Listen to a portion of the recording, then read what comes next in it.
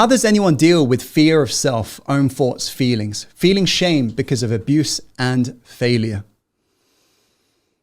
Why we struggle to move forwards in life is not because we lack desire.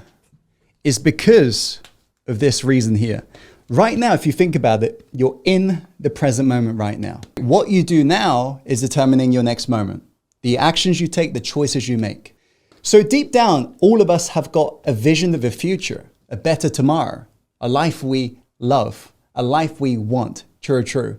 But you would have noticed we don't often do things in the present moment that leads to that future. And the reason for that is very simple. The primary function of your mind is not designed to make you successful. It's designed to help you to survive.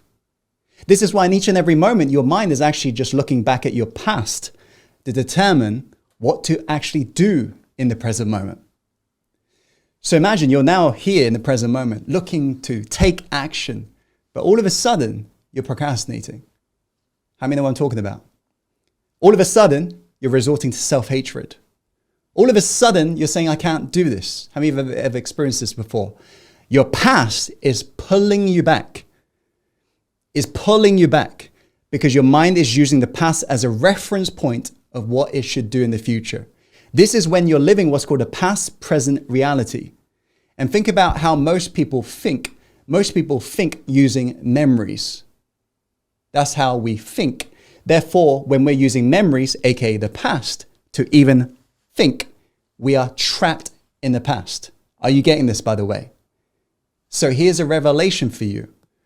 When you begin to repeat this over and over habitually, you begin to create what's called the identity in the human psychology. Draw this out for yourself, so you got this as a copy later. You create what's called the identity. Making sense? And the more you repeat that behavior, the more you become that behavior. Before long, no matter what you try to do, you notice you keep on relapsing. You keep on relapsing because you're now identifying with the very past you're trying to let go of. Making sense? This past, why we keep on using it as a reference point is because we don't know we are actually using it as a reference point. Remember this. What you're doing right now, the choices you're making, is determining your next moment. But the choices you're making is based upon your thinking, and your thinking is rooted in the past. So why do we allow ourselves to get trapped in the past? It's because we continuously use the word right. We say to ourselves, this feels right. We say, this feels like a right decision, not realizing what's the other word for right?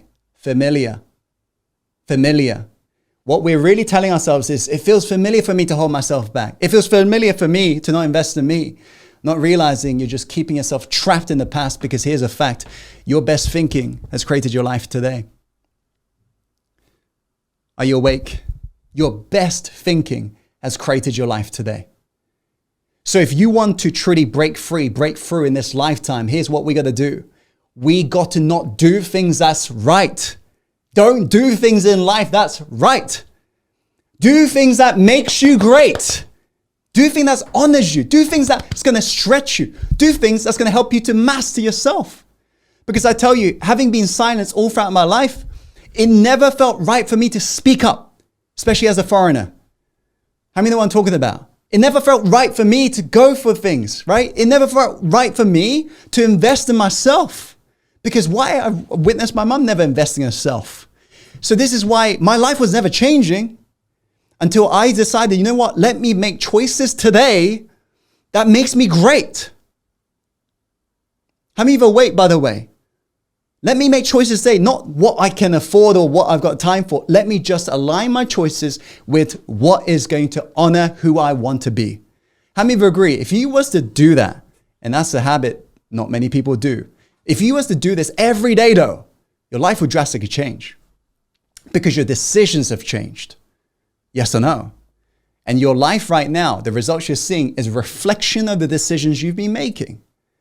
Meaning, we cannot see you making decisions, but we can most definitely see the results of the decisions you've been making in your life. Yes or no? So the question I've got for you is, where do you see lack? Maybe some of you is to do with relationships. Maybe you got lack. You just escaped a toxic relationship. Or maybe you don't have loving people around you. Maybe for some of you, that's to do with money, wealth, abundance. Maybe you got lack. Maybe for some of you, it's to do with your health. What is it for you? Let me know in the chat box below, by the way. Let me know in the chat box below. Because where you've got lack shows you what your limiting beliefs are.